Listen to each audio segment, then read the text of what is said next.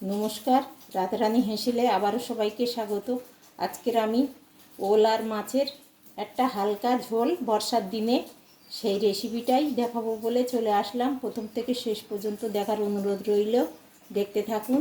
প্রথমে দেখুন আমি কড়া বসিয়ে দিয়েছি, আর এখানে আমি মাছ কেটে নিয়ে পরিষ্কার করে ধুয়ে নিয়েছি। এবার লবণ হলুদ মাখিয়ে মাছটাকে হালকা ভেজে নেব, খুব একটা কড়া করে ভাজবো না। এটা কিন্তু দেশি ভাঙন মাছ দু রকমের আছে।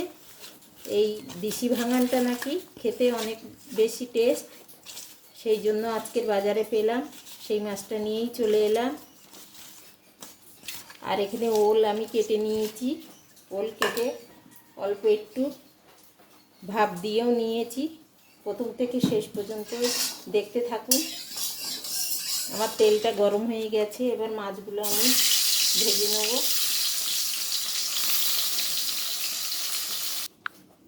দেখুন মাছগুলো আমার ভাজা হয়ে গেছে। আমি কিন্তু খুব কড়া করে ভাজিনি। মার কাছে শোনা আছে ভেটকি ভাঙান পার্সে এই মাছগুলো কিন্তু বেশি কড়া করে ভাজলে এর টেস্ট থাকে না।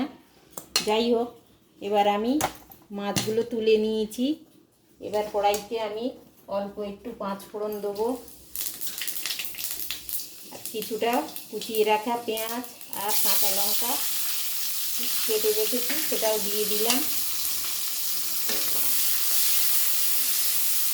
পেঁয়াজগুলো বেশ ভালো করে ভেজে, আমার পেঁয়াজগুলো বেশ ভালো করে ভাজা হয়ে গেছে। এবার আমি জিরে, গোলমরিচ আর আদা কিছুটা বেটে রেখেছি, সেই মশলাটা এবার দিয়ে দেবো।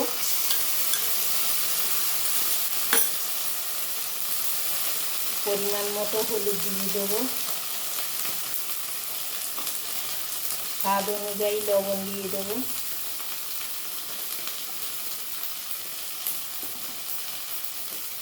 শুকনো লঙ্কার গুঁড়ো দিয়ে দেবো কিছুটা, যে যেমন ঝাল পছন্দ করেন তেমনই দেবেন।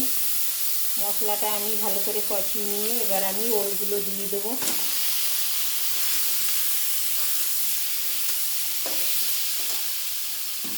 কিছুক্ষণ আমি কষিয়ে নেব। ওল আর মশলা আমার খুব ভালোভাবে কষানো হয়ে গেছে। এবার আমি মশলা ধোয়া পাত্রটা দিয়ে কিছুটা জল দিয়ে দিলাম, আর দেবো কিছুটা গরম জল।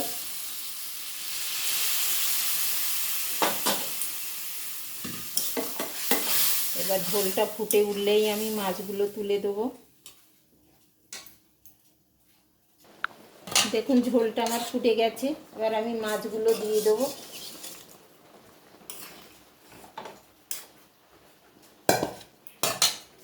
আবারও কিছুক্ষণ ফুটতে দেবো, এটা থালি দিয়ে ঢেকে দেবো।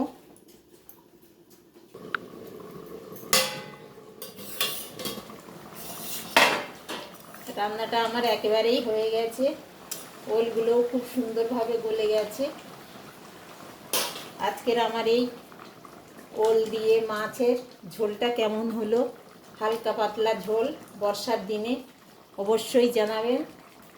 কালারটা দেখুন কত সুন্দর এসছে। সবাই ভালো থাকুন, সুস্থ থাকুন, দেখা হবে আবার পরের কোনো ব্লগে।